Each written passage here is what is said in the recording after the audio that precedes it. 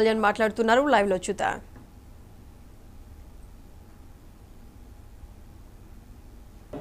ఇది ఒక ప్రభుత్వాన్ని నిందించడానికో దీని మీద రాజకీయ లబ్ధి పొందడానికో దీని వెనుక ఉద్దేశం లేదు.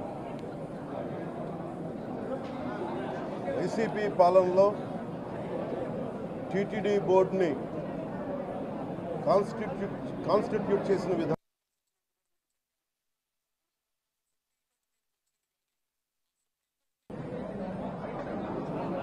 ఏ గుడైనా సరే భక్తుల మనోభావాలు దెబ్బతినకుండా ఆచార వ్యవహారాల్ని నిర్వీర్యం చేయకుండా అపరాధం వాటిల్లకుండా ముందుకు తీసుకెళ్లాల్సిన అవసరం ఉంది. అది వారి బాధ్యత. సో టీటీడీ బోర్డుని కాన్స్టిట్యూట్ చేసిన వైసీపీ ప్రభుత్వం 2019 నుంచి సంస్కరణల పేరుతోటి అంతకుముందు చాలా తప్పులు జరిగినాయనే వాటితోటి చాలా మార్పులు చేర్పులు పట్టుకొచ్చారు. స్వామివారి పూజా విధానాలు మార్చేశారు. శ్రీవాణి ట్రస్ట్ అని పేరు పెట్టి దాని మీద 10,000 రూపాయలు టికెట్ పెట్టారు ఒక్కొక్క వ్యక్తికి. ఒక్కొక్క కుటుంబం వస్తే 5 మంది నలుగురు వస్తే తక్కువ కాకుండా వాళ్ళకి 50,000 రూపాయలు వసూలు చేసి టికెట్ మటుకు బిల్లు మటుకు 500 రూపాయలకి ఇస్తూ ఉండేవాళ్ళు. ఇది నేను చాలాసార్లు నాతో పాటు చాలామంది భక్తులు ప్రస్తావించారు.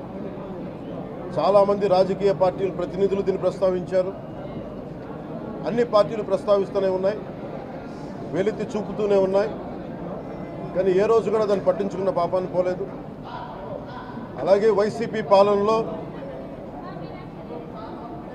అఫీషియల్గా ఆన్ రికార్డ్ 219 గుడుల్ని అపవిత్రం చేశారు. విగ్రహాలని విధ్వంసం కావచ్చు, రథాలు తగలబెట్టడం కావచ్చు,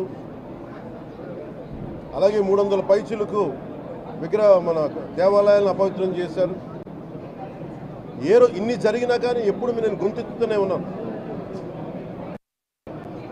ఆ రోజు రామతీర్థం సమయంలో కూడా రాముల వారి విగ్రహాన్ని తల నరికేస్తే అర్చకులు దాన్ని రాముల వారి విగ్రహాన్ని ఇలా పట్టుకొని ఆయన బాధపడుతూ ఉంటే ఆ రోజు కూడా నేను తెలియజేశాను. ఆ రోజు కూడా అందరూ ఏకం కావాలి.